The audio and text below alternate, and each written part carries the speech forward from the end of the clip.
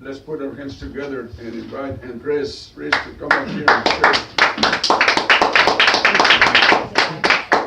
As I stood in front of the audience, everybody gave me their full attention.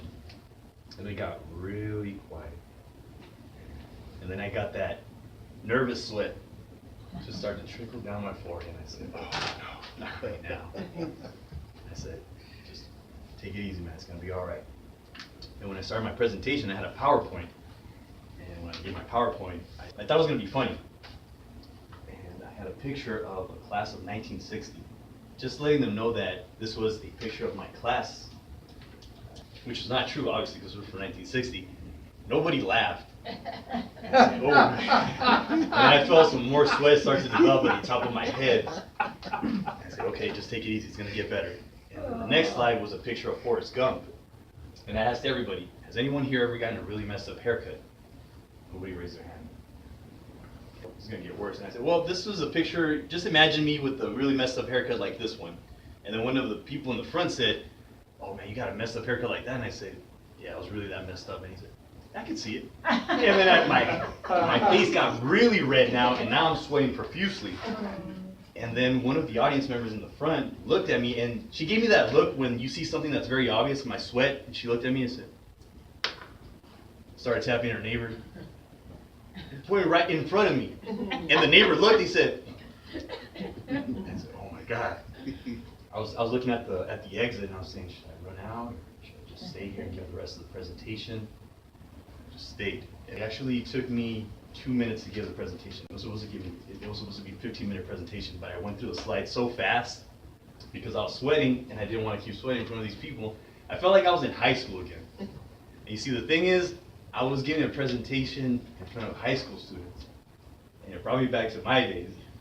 And I said, I'm just gonna sit down. I told them, gather up and talk about whatever you're gonna be presenting.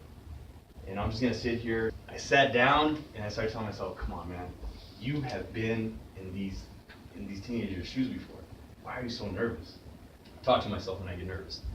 And then I told myself, not all these kids are punks like you were when you were in high school. They don't make fun of teachers like you did. I thought maybe that everybody was making fun of me because of the two in the front row were making fun of me. So after a while, that was the first week. Now it's been 3 weeks, and it got a little bit better. The other day I gave them kind of an inspirational speech talking about my depression and my being overweight. And that same day, these kids went up there and they gave their speeches about themselves, which were very inspiring. One of the kids, his name is Chris, he talked about how he lost his mother last year to cancer. And he also talked about how his father has been in prison since he was 10. And he also talked about how he had a torn ACL last year. I thought that was very courageous of him to actually share that with us. And then there was another kid that went up there, and his name was Zeke. And he told us a story about how when he was a baby, his father left his family. And his father came back, and a few years ago he found out he had 2 sisters, same age as him, and he never even knew about. And he kind of got a little bit emotional, but he kept talking, and he told me how he actually gets along with his 2 stepmothers because coincidentally, they all 3 of them, they like to draw. So they get along very well, and they're actually planning a trip to Poland. I admire that about him because, I mean, he could have made the situation even worse. Instead, he made the best out of it. I remember another young man, his name is Jay. He talked about how his cousin got shot 2 years ago. He died, and he was his role model. And he even got choked up a little bit, and he said, man, I don't even know I'm getting choked up. He's one of those kids that's kind of like the tough kid, but he got choked up. And I know how that feels because when I was in high school, I was always holding everything in. And because men don't cry, that's what they say. But man, I would hold it in, and then when I would break down, I would really break down. To this day, I still hold it in sometimes, but I gotta cry. I gotta let it out because you hold it in too much, man, it's gonna kill you. That pride can kill you. I remember another kid, Eric. This kid was big. Man, he was like 6'6", huge kid. He came up and he said, I'm 17, and then he said, I broke my leg last year. And then he started just breaking down. His face just puckered up just like a little baby. And he just said, I can't do this. I can't do this. And he just sat down, and I felt so bad. I went up to him and I said, hey, my man, you want to go outside and talk for a little bit? So we went outside, and he started telling me how his mother died when he was 8. And then how when he broke his leg, he went into deep depression. And I told him, you know, I've been through that. I've been depressed before, and I know exactly how you feel.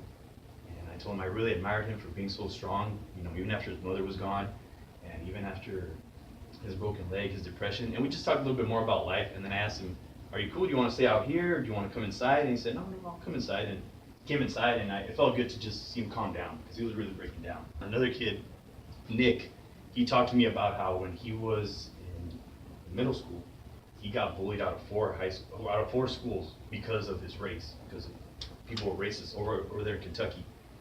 And then he told me about how he's doing marketing online, and he's making $300 a month. And I told him, wow, that's pretty impressive. I told him, you're going to be a very rich man when you get out of high school. And he gave me that big smile, just like, oh, thank you, he said. And he was so serious before, and now he just got a big smile, and that made me very happy. And that reminded me of what Jim Carrey said, that the most valuable currency there is the effect you have on others. And I just felt that right there. And then at the end of the class, I remember a kid came up to me and he asked, hey mister, how do I join the club? I said, well, you have to be 18. He said, I am 18. I said, that's perfect, you can come. I told him about the VA, and I gave him a website, the Toastmasters.org. And he said, wow, that's cool. And he said, thank you very much. And I'm pretty sure he's going to be a Toastmaster, because he was really good when he spoke. The first day when I went out there, when I was nervous, sweating, just feel like just running out, I started thinking to myself, it's really not about me and my fears. What it really is about these kids. And I'll leave you with this. Les Brown said, whatever we have to do for our children, it's worth it.